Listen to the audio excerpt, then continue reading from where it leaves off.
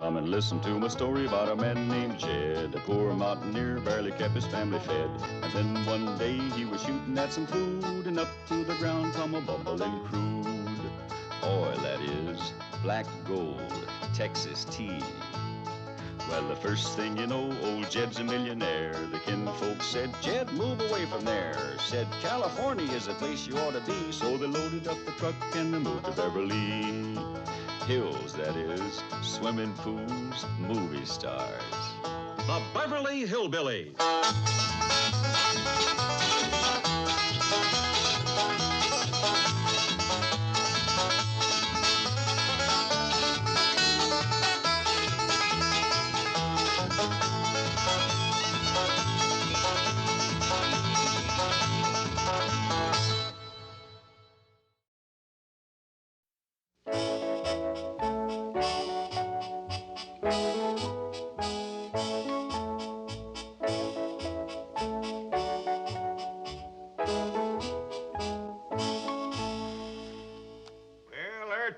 $1 million.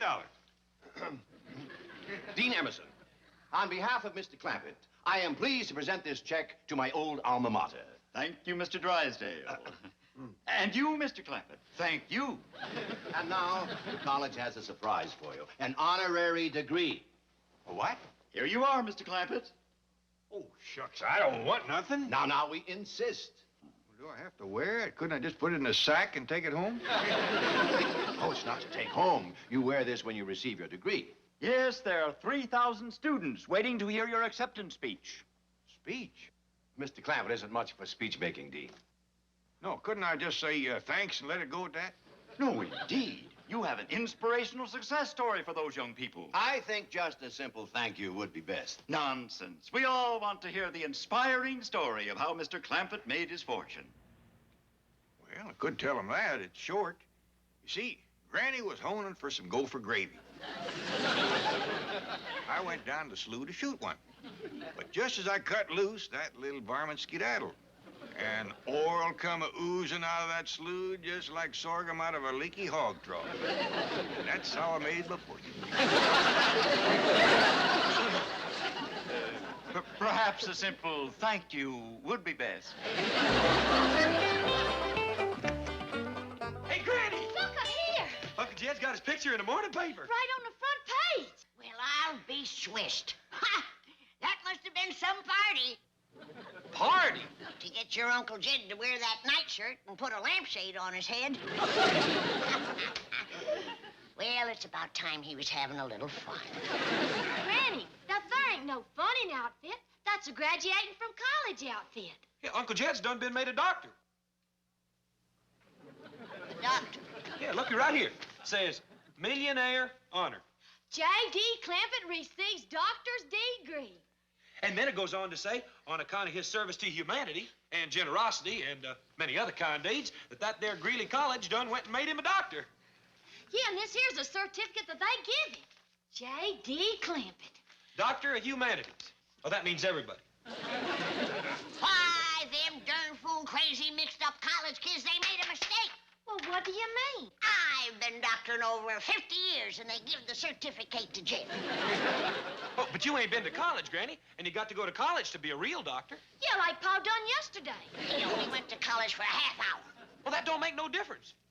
According to this, he's a doctor and you ain't. Yeah, if you're gonna be a doctor, you gotta have one of these here certificates to hang up on your wall. Your Uncle Jed don't know chills from chigger bites. Yeah, Granny. He don't know warts from weevils. He don't know the grip from the pip. What's all the shouting about down there? Well, yonder he comes, the college doctor. The one with the fancy piece of paper that says he knows everything. How do you cure the vapors? What do you do for Quincy? How do you poultice a riser? Well, that's me, Granny. You're the one who knows all that stuff. Oh, do you hear that? He wants me to do his doctoring for him. Well, I ain't a-gonna do it. You got the name, now you play the game. What are you talking about? About you sneaking off to college and being made a doctor. I didn't get made no doctor. Well, it says right here in the morning paper you did. I just went down there to give him some money. Then how come you took the certificate? I thought they was handing me a receipt. Does this look Oh. Hey, Uncle Jed, when I wanted to be a brain surgeon, everybody said that I had to go to college 8 years to be a doctor. Well, that's what I heard. But I reckon it's like the old saying goes. Nothing greases a chute like money. Well, Mr. College Doctor, ain't you gonna hang up your fancy certificate on the wall and commence healing sick folks? Of course not. Then why are you all duded up like this? Going over to my movie studio. Is somebody ailing over there? Stop that kind of talk. You know I ain't no doctor. It says so in the paper. I know he's going to take that serious. Granny, you're the doctor in this family. You always have been, you always will be. Dr. Clampett, I presume. Good morning, Doctor. Well, Granny, how's it make you feel when you hear your son-in-law called doctor? Makes you swell up with pride, doesn't it? Mr. Drysdale, could we have this certificate made out to Granny instead of me? You're joking. Oh, she deserves it a lot more than I do. But you're the one who gave the money to the college. Yeah, but... I don't need your charity, Jed Clampett. You can keep your old doctor's certificate. Mr. Drysdale, if we can't have this one made over to Granny, could we get her one of her own? Well, I'm afraid... Well, you see, a doctor's degree is very rarely bestowed. It took a cool million for the... Granny's case, I doubt seriously if... Where you going, Granny? Going with Jethro. Come on, boy. Where's Jethro going? He's going with me. Get that truck moving, boy. Where are we going, Granny? To that Greedy college. I think it's Greeley. I think it's Greedy. And as long as it is, I'm gonna buy me one of them half-hour doctor certificates. Hey, Granny, how about buying me one to be a brain surgeon? I'll price them.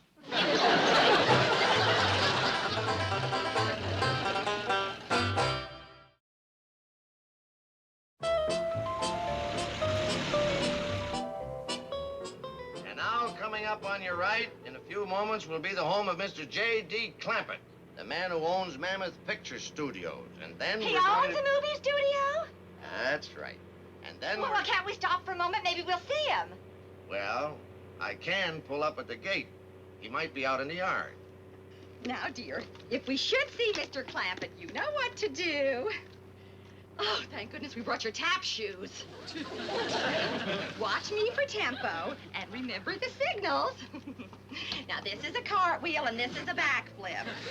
Oh, my baby's gonna be the new Shirley Temple.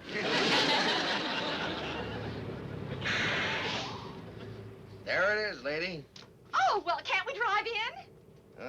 I'm not supposed to. Oh, please, we've just got to see Mr. Clampett. Hey, driver, is that the Clampett whose picture's in the morning paper? Yeah, that's him. He gave $1 million to some college, and they made him a doctor. Say, I'd like to get a look at him myself. Well, all right, okay. I'll pull up the drive, but everybody stay in the bus.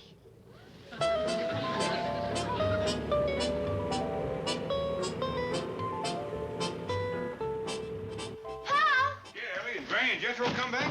No, sir, but there's a whole bus full of people coming up the driveway. What do you reckon they want? Well, I don't know. Unless they seen your picture in a paper and want you to doctor them. Well, I hope not.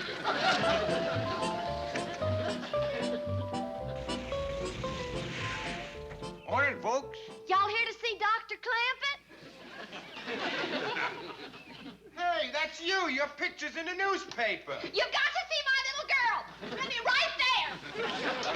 Ma'am, you see, I ain't really a doctor. I can't, Open this door. Let me go. Take it easy, will you, lady, I please? want him to see my Beverly. Now open this door. Gee, I'm sorry about this. I'll get him out of here right away. well, maybe you best let that woman off. She's about to bust your door. Okay, thanks. They're standing here, my Beverly. He's got to see that Stand child. back, please. Stand back. Come on, Beverly. It might calm her some just to let her tell us her troubles. Sure hope Granny hurries back. This is just so wonderful of you, Mr. Clampett. Dr. Clampett. Debbie, please. Ma'am, maybe you'd like to step inside where you can sit down and tell me about your little girl. Did you hear that, Beverly? Isn't he a nice man?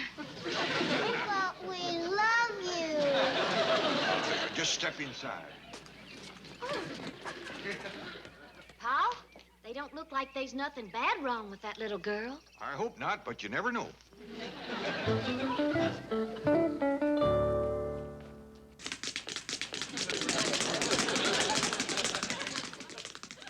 nervous little thing, ain't she? Don't you think she's got something? Well, I don't think it's nothing to get excited about. Wait. You haven't seen anything yet. Please, ma'am, not all the way. She sure is wearing fancy underwear. Folks usually wears their best when they come to see the doctor. Now, show 'em what you've really got, Beverly.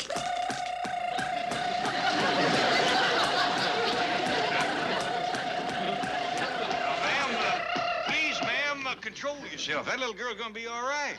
Oh, Beverly, did you hear that? Oh, I've taken her every place, and you're the first one that's shown us any encouragement. Oh, isn't he a nice man? Yes, we love you. We love you, too. How soon do you think you can cast her? Cast her? Oh, well, that'll be up to Granny. She might want to try a couple of other things first before she puts her in a cast. My Beverly's ready for anything. Well, you come back in a couple of hours, and Granny'll probably be here by then.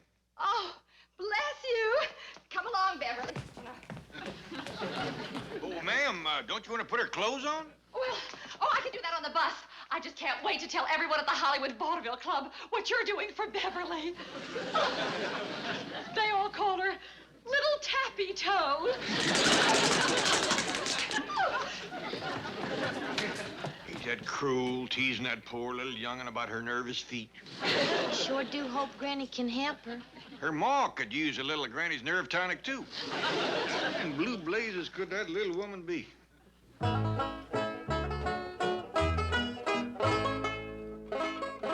Wasn't that a magnificent donation? $1 million.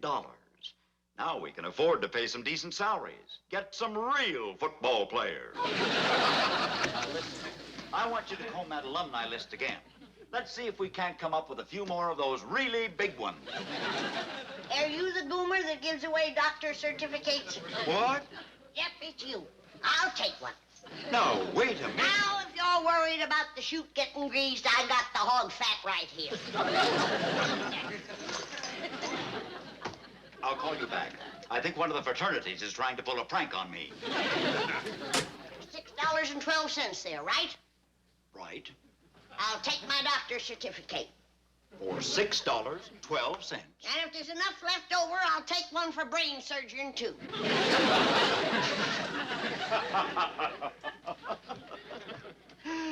Who brought you here? Psi Omega? No, Jethro Bodine. Did you call me Granny? Hey, you graduated quicker than Uncle Jed, and it didn't even take you a half hour. Oh, look here, young man. This has gone far enough. What fraternity are you with? I ain't with no fraternity. Then will you please explain what this little woman wants? Well, yes, sir. She wants folks to call her a doctor. And it's high time, too. Indeed it is. Get me Dr. Niemeyer in psychiatry. Pa, Granny and Jethro's are coming. Oh, praise be. Just in time. Finish putting the chairs around for the next busload of sick folks.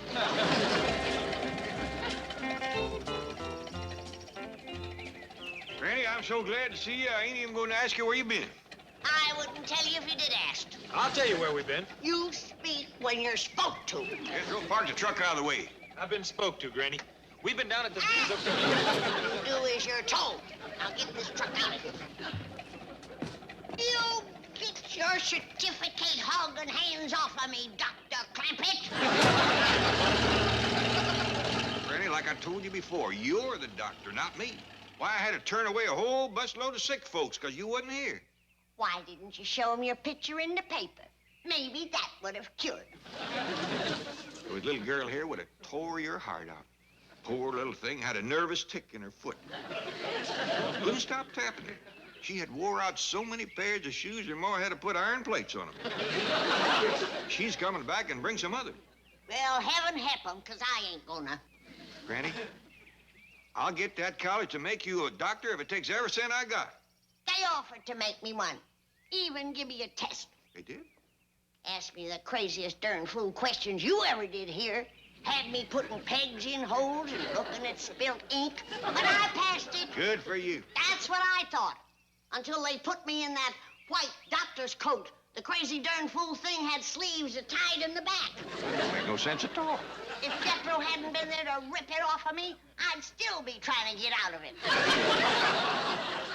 I have done my last doctoring, and that's that.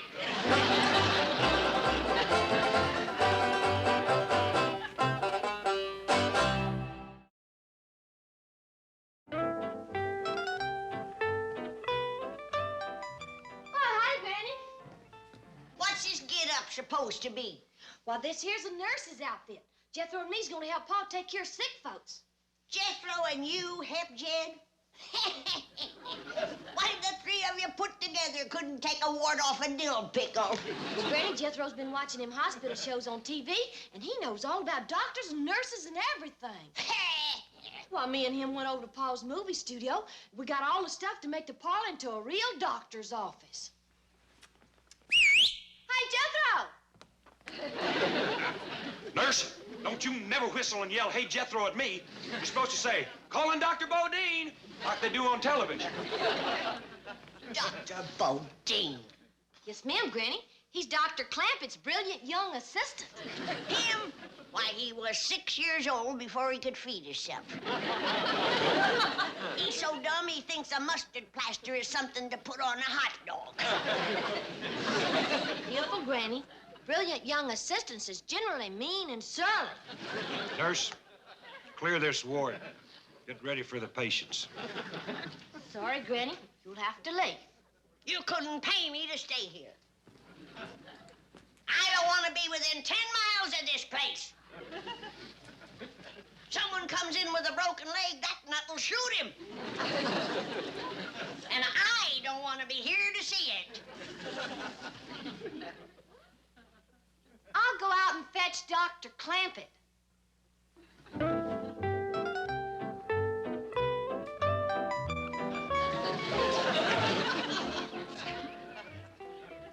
Ready, Pa?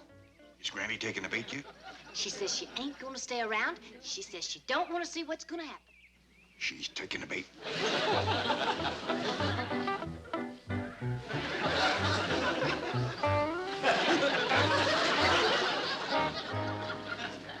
Dr. Bodine? Yes, sir, Dr. Clampett? I believe I told you about the toe-tapping young'un. Yes, sir. I'm familiar with the case and prepared to handle it. Nurse, would you please close that curtain? Yes, sir.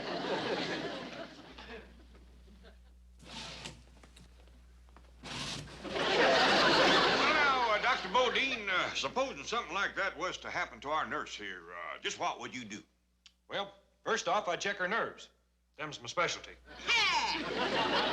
I believe we had best step into my private office. Doctor? After you, Doctor.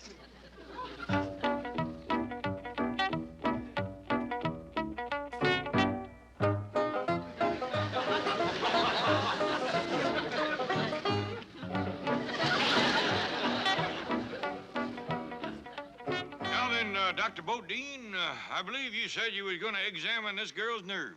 Yes, sir, Dr. Clampett. I do believe that is the procedure indicated. You may proceed with the procedure. Yes, sir. How do they sound? This girl has real quiet nerves. And if they was to commence acting up? Well, first thing I'd do would be to give her a hypodermic full of x-rays. Doctor, I believe we'll find it much quieter working in your operating room. Yes, sir, Doctor.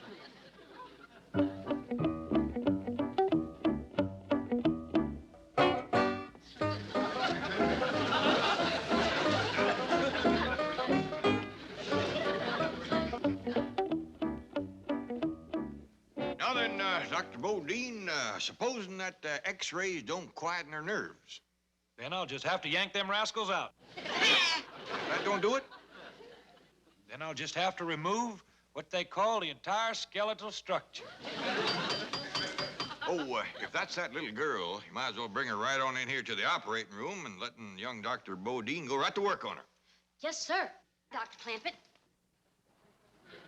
Oh, no, wait! I'll help you, Jed. I'll save the little girl. Don't let that squirrely TV doctor get his hands on her. I'm coming. I'm coming. I'm coming.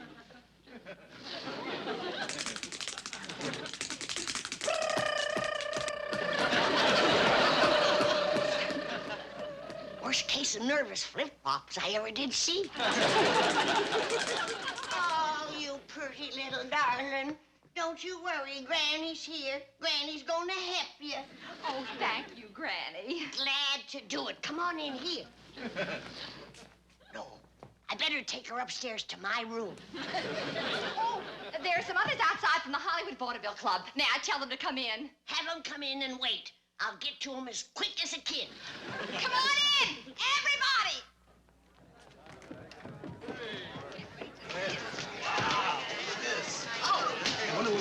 What a beautiful place this is. Now remember, we drew straws, and I get to audition my bird imitations first. What you doing, boy? Well, this here's the way them there doctors wash their hands on television. Now they's what you call sterilized clean. Ready to operate. Excuse me, Paul.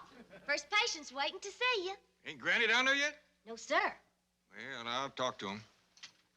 Ready to operate, huh? Oh, yes, sir.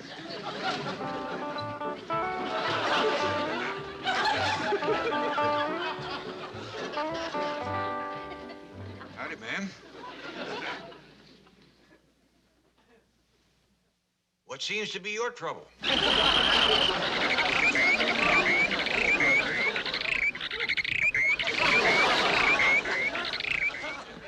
That woman thinks she's a bird. She ain't fur wrong. What can you do?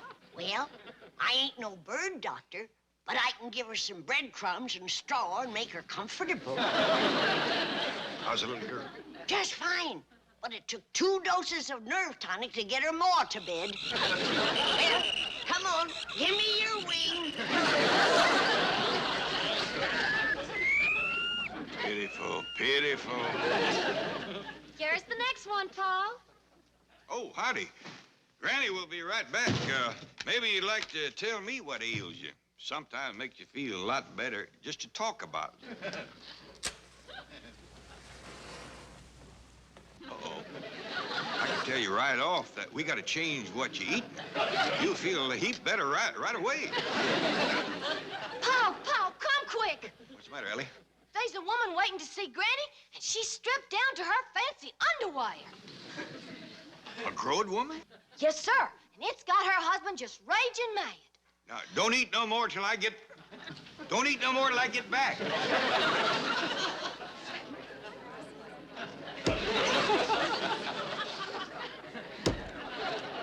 Now, here, just a minute. That's his wife he's throwing them knives at. Now, hold on, mister. Let's not have no more of that. I grant you got cause to be upset, but, no more of that. If your husband's aim wasn't so bad, we'd have an awful mess here.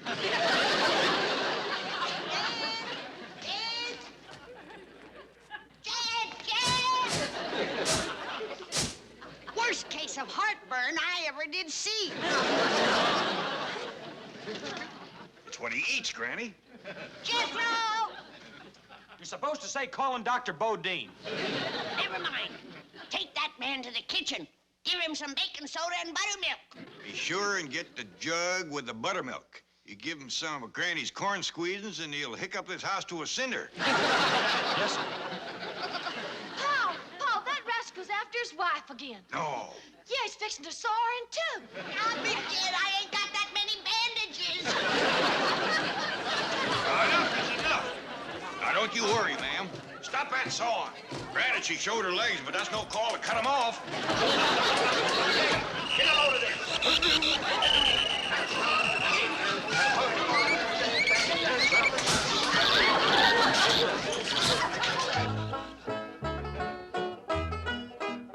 Come in.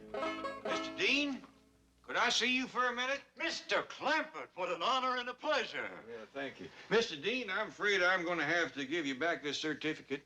Oh, why? Well, even Granny ain't doctor enough to cure them Hollywood folks. They is real sick.